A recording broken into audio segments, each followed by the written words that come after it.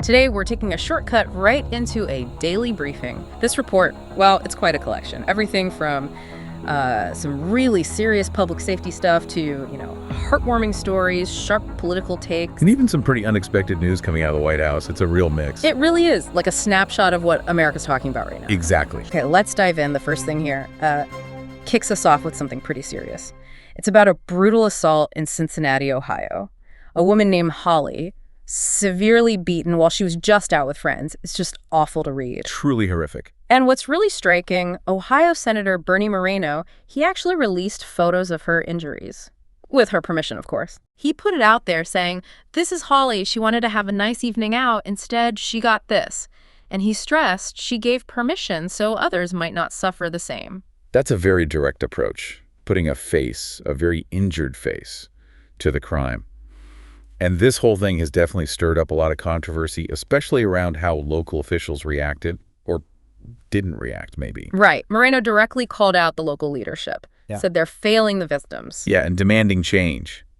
We need and deserve change, he said. It really taps into that frustration people feel when they think leadership isn't protecting them. But then this is where it gets really disturbing, frankly. Cincinnati Councilwoman Victoria Parks, she reportedly commented on it. Okay. The report says she commented she was grateful that Holly was beaten unconscious. Grateful. That's what's reported. Grateful. Wow. Okay. Well, as you can imagine, that reported remark drew a lot of criticism, people seeing it as basically celebrating violence. Absolutely. And the briefing includes some comments on this. One person wrote, "This was a man who did this."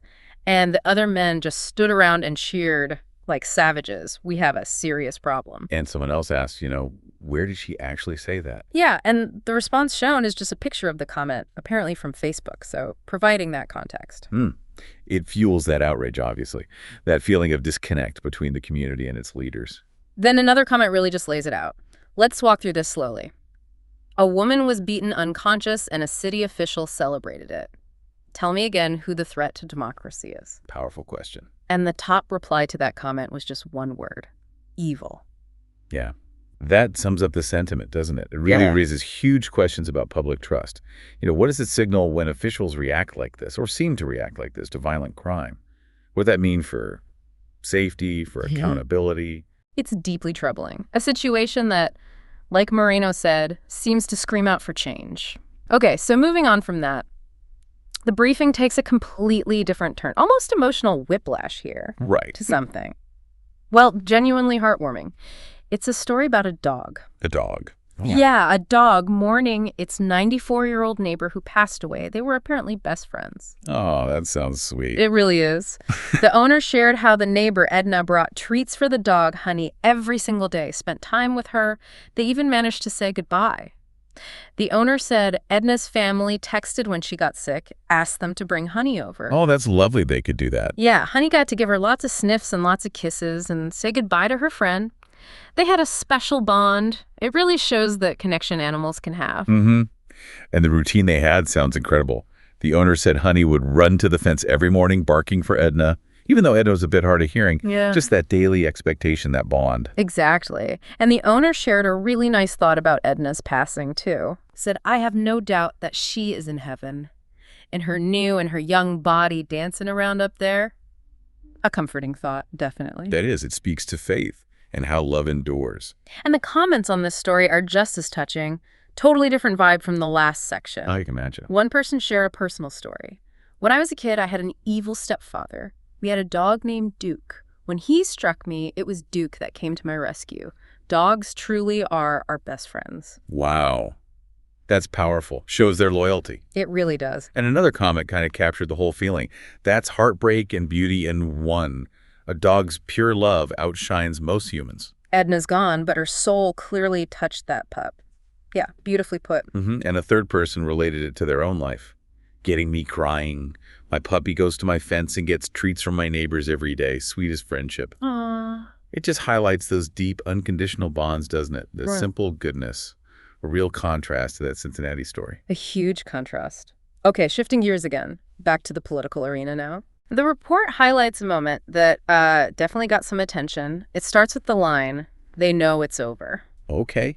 Intriguing start. And then it describes Vice President Kamala Harris on Stephen Colbert's show. She was asked who currently leads the Democrat Party. I think I saw clips of this. Yeah, probably. And her response, well, the report says she looked down, mumbled, "There's a lot of leaders," and couldn't name a single one.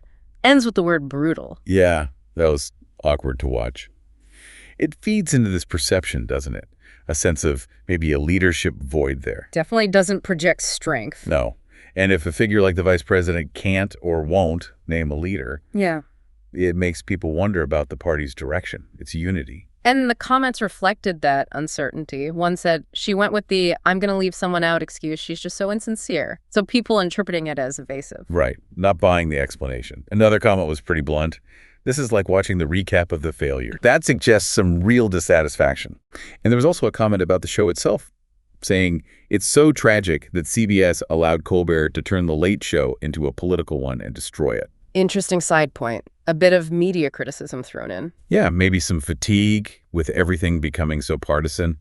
But the main takeaway seems to be this public perception of maybe rudderless leadership in the Democratic Party at that moment. Okay, next up in the briefing, a direct statement from President Biden. Okay. It says he was randomly shouting, claiming President Trump is working to erase everything his administration did. So a direct accusation. Yes, and then the report itself just adds one word right after that claim. Which is? Correct. Okay, just correct. Yeah. Very direct commentary from the briefing itself. Yep. We need to face the hard truth of this administration. And it has been to ease all the gains we've made in my administration. To erase history rather than make it. To erase fairness, equality, to erase justice itself. And that's not hyperbole, that's a fact.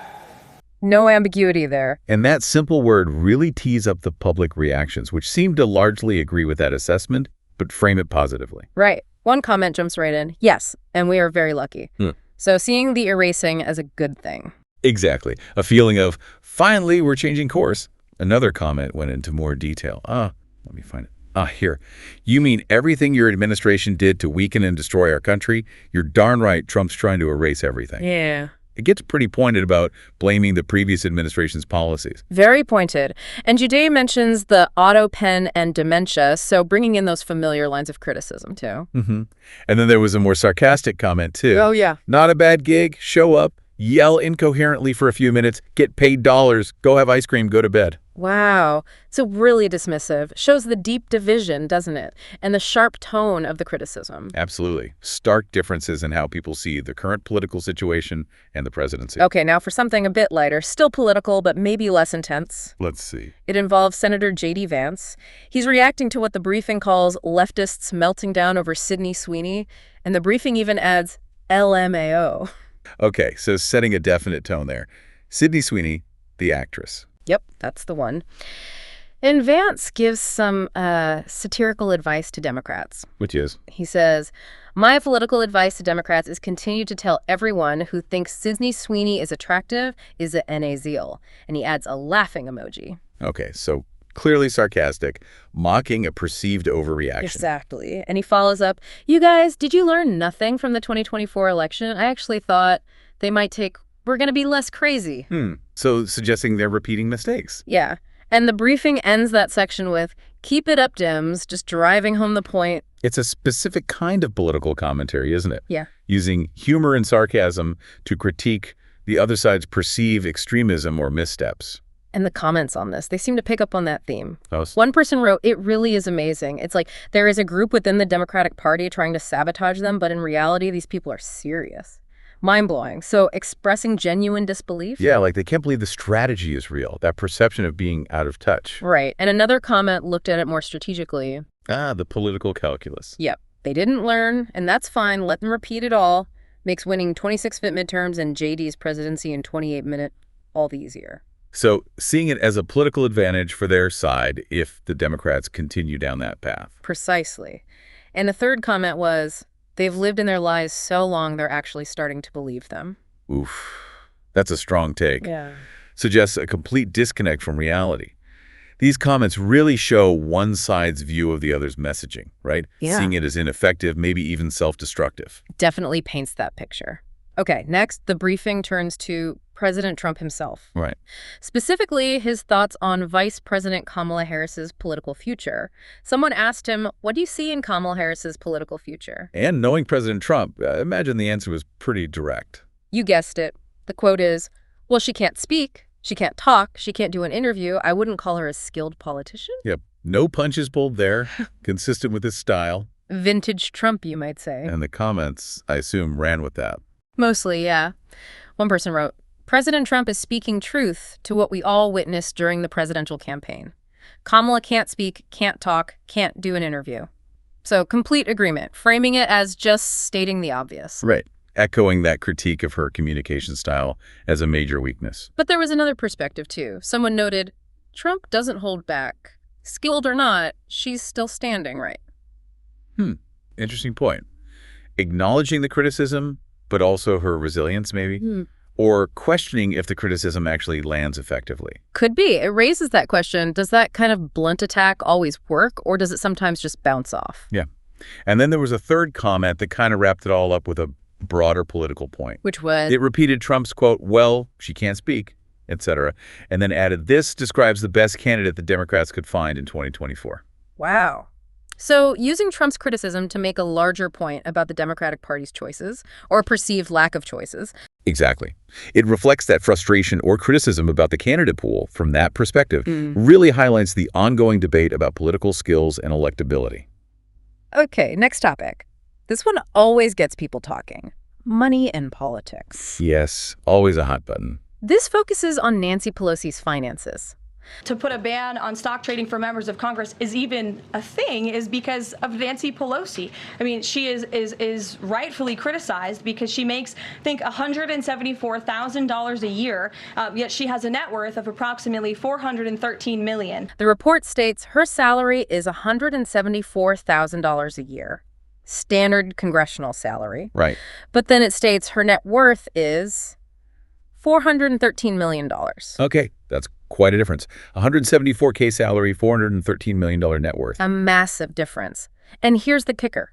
The briefing notes her portfolio apparently saw a 78% return in 2024 alone. 78%. In 1 year. That's what it says, 78%. Wow, okay, yeah, that's going to raise some questions. Exactly. The briefing poses it directly. She's either insider trading or the greatest investor of our era. Well, that puts it bluntly. When you see numbers like that, especially compared to the salary, people are naturally going to be suspicious, right? Absolutely. It fuels that skepticism about politicians and wealth. And the comment section likely reflected that debate. Oh, yeah. Differing views. One comment kind of broadened the scope, saying, come on, both parties are guilty of this. They are all rich. So seeing it as a systemic issue across the board, not just about Pelosi. Right. But then another comment pushed back specifically on the Pelosi narrative. How so? It said, I don't like Nancy Pelosi, and this is purposefully dishonest. Her net worth has nothing to do with her time in Congress and everything to do with her husband's job and wealth. So offering that counter-explanation, attributing the wealth to her husband's successful business career, not congressional dealings. Exactly. Points out the complexity. But then another comment really zeroed in on that 78% figure. Yeah, that number is hard to ignore. Right. This person wrote, 78% return in a single year. Either Pelosi's got a crystal ball or she's trading on info the rest of us don't have. Captures the core suspicion perfectly. Continues, 174K salary to 413 lever net worth doesn't add up without some serious edge. Greatest investor or insider trader, the math ain't mathin'. The math ain't mathin'. Yeah. Yeah. That really sums up the public skepticism, doesn't it? That feeling that something just doesn't compute without an unfair advantage. It's about fairness and transparency. Definitely.